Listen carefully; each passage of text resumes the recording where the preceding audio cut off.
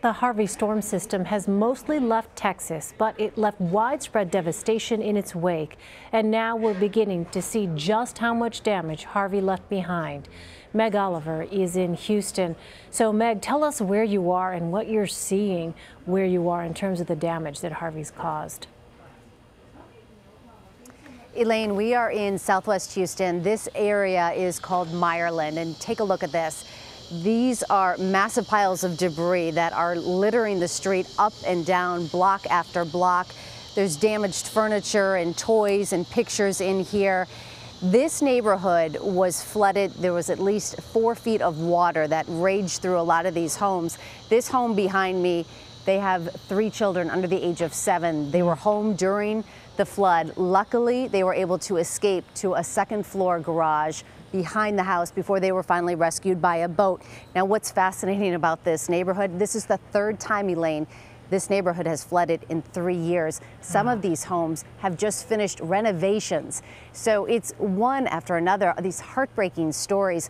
I interviewed a family today, and despite going through this time and time again, they plan to stay here. They love this neighborhood, and they plan to rebuild, but they're going to build up higher. A lot of the other homes and the families here, you see for sale signs going up, and you also see people that are just, they've had it, they're out. Yeah, you can certainly understand why people would want to just leave that area. Well, Meg, I know that you visited shelters in the area.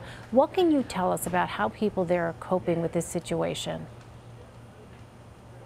Elaine, as you can imagine, there are more than 30,000 people in these shelters. Yesterday, we went to the NRG Center, and it's a really big place, and there was an army of volunteers greeting the evacuees as they came in. At one point, there were actually more volunteers than there were evacuees. I interviewed one mother. She had 4 young children in tow, and she completely broke down in tears. You could tell the stress of the situation was really starting to take its toll, and she was happy that they had a roof over their head for now, but she had no idea where she was going to go from here. And FEMA talked about that today. Their next goal, they have people in shelters now and they're being taken care of, but what is the next step? And one option is looking at temporary housing, maybe hotels. There are some people that they can go to their relatives, but there are so many other people, they have nowhere to go. Yeah. Well, Meg, despite the fact that the weather is calmed down largely, there are still people needing to be rescued by helicopter. How are first responders at this point doing? Elaine, I'm sure you saw those rescues playing out, the dramatic rescues in Port Arthur today.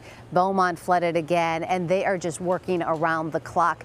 What I find so touching is every time I run into a first responder, they thank us for being here, which is just blows my mind every time.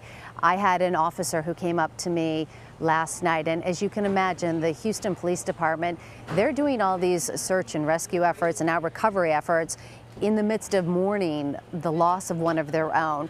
And Detective Daniels gave me this bracelet last night, which I really will cherish. It says hashtag Houston Strong and also hashtag rest in peace Sergeant Steve Perez. So a small tribute, but a very meaningful one to them because they haven't had the time to memorialize their fallen officer just yet. Such an incredibly emotional time. Lastly, Meg, we are coming to the end of summer when schools should be starting.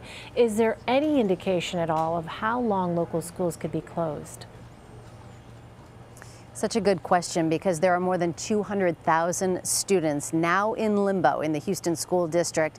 They delayed the opening of the school district 2 times. Now it is set to open on September 11th. But the Houston Public School District, Elaine, is the largest in the state of Texas. A lot of these schools suffered from flooding, so it's going to be a wait and see approach going forward. But that's another 2 weeks away. All right, Meg Oliver in Houston. Meg, thanks so much.